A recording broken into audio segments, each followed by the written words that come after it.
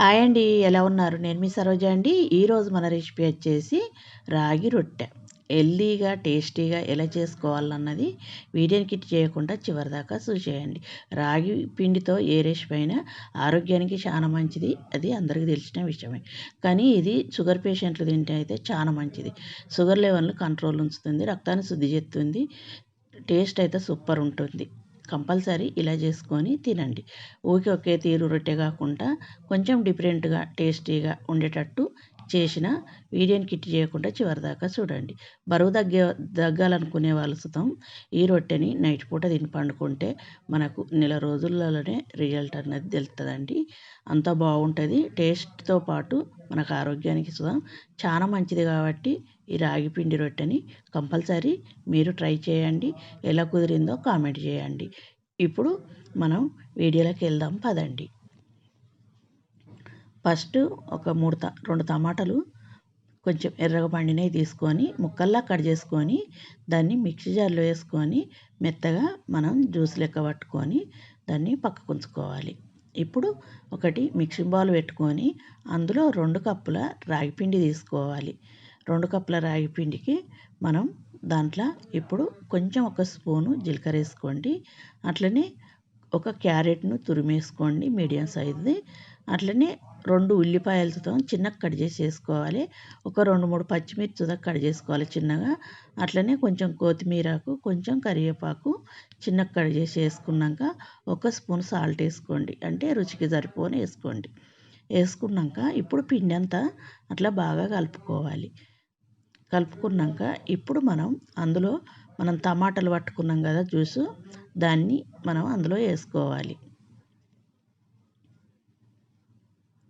ఒక స్పూను నువ్వులు తీసుకోండి. నువ్వుల క్లిప్ అన్నది మిస్ అయింది. నువ్వులతో టేస్ట్ చాలా బాగుంటుంది. మనం తింటే నువ్వులు, ఉల్లిపాయ తగులుతూ టేస్ట్ చాలా బాగుంటుంది. మనకు టమాటా తోటి టేస్ట్ ఈ రొట్టె వేరే లెవెల్ ఉంటుందండి. ఇట్లా చేసుకోండి. టమాటా జ్యూస్ చేసి కలపండి పిండిని, చాలా బాగుంటుంది. ఇప్పుడు వాటర్ వచ్చేసి మనకు ఒక 1/2 కప్పు వాటర్ పడతాయి అంతే. మనం ఏ కప్పు తోటి పిండి తీసుకున్నామో దాంతోటే ఒక 1/2 కప్పు, మనం 1/2 కప్పు టమాటా జ్యూస్ వేసుకున్నాం కాబట్టి 1/2 కప్పు వాటర్ పడతాయి. మనం టమాటా జ్యూస్ వేసుకోకపోతే 1 కప్పు నీళ్ళు అన్నవి పడతాయి. ఇప్పుడు మనం పిండి అంతా సాఫ్ట్గా కలుపుకోవాలి. మన చపాతీ పిండి కంటే కొంచెం సాఫ్ట్గానే కలుపుకోండి. చూడండి, పిండి అంతా అట్లా బాగా కలుపుకోవాలి.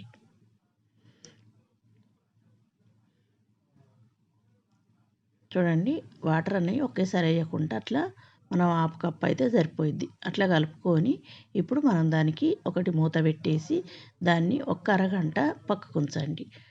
చూడండి, పిండి అంత నాని చాలా బాగుంటుంది. మీకు వీలు లేదనుకుంటే, టైం లేదనుకుంటే ఒక పావు గంట అన్న ఉంచుకోండి. ఇప్పుడు పిండి అంతా ఒకసారి మళ్ళీ కలుపుకొని కొంచెం మనం చపాతీ జొన్న రొట్టె చేస్తాం కదా, జొన్న రొట్టె రాగి రొట్టె చేసినా మనం ఎంత తీసుకుంటామో అంత పిండి ముద్దని తీసుకోవాలి. మీరు కొద్దిగా చిన్నగా చేయాలనుకుంటే కొంచెం తక్కువ తీసుకోండి. ఇప్పుడు ఒక క్లాత్ని నేను దాన్ని తడుపుకొని దాని మీద రొట్టె చేసి చూపిస్తా.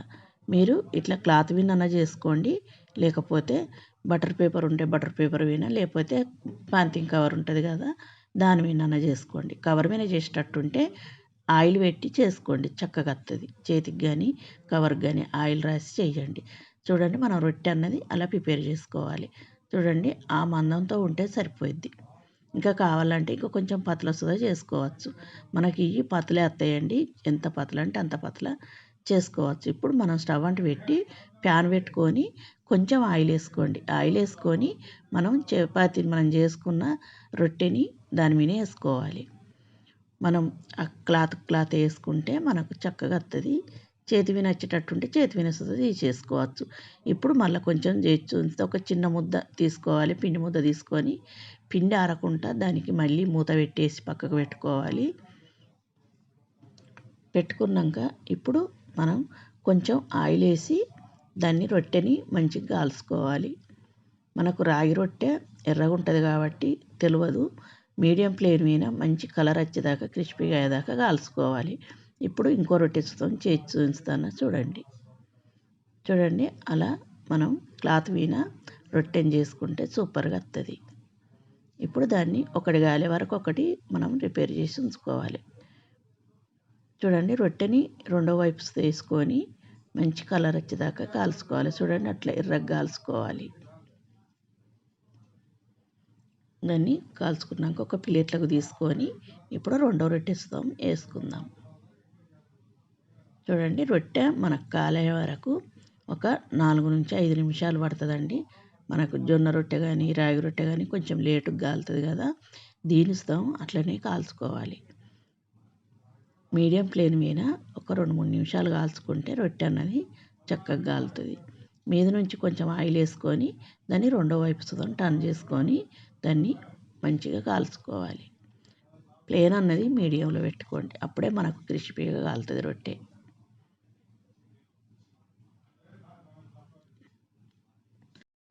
చూడండి, దాన్ని తీసుకుందాం. ఇప్పుడు రొట్టె అన్నది మనకు అట్లా ఎర్రగా కాలాలి, అప్పుడే చాలా బాగా క్రిస్పీగా ఉంటుంది. చూడండి, వీటిని ప్లేట్లో వేసుకుందాం. మీకు ఒక టిప్ చెప్తా. రొట్టెలు మనకు క్రిస్పీగా కరకరలాడుతూ ఉండాలంటే రొట్టెని ఓటి వేయకూడదు. విడివిడిగా వేస్తే మనకు అవి చల్లారి క్రిస్పీగా తయారవుతాయి. తింటప్పుడు టేస్టీగా చాలా బాగుంటుంది. చూడండి, మనం మిగతా రొట్టెలతో ఇలాగే కాల్చుకొని తీసుకోవాలి. చూడండి, అట్లా ఎర్రగా కాల్చుకోవాలి. ఇప్పుడు అలా చేసుకొని సర్వింగ్ చేసుకొని ఇంట్లో వాళ్ళకు పెట్టండి.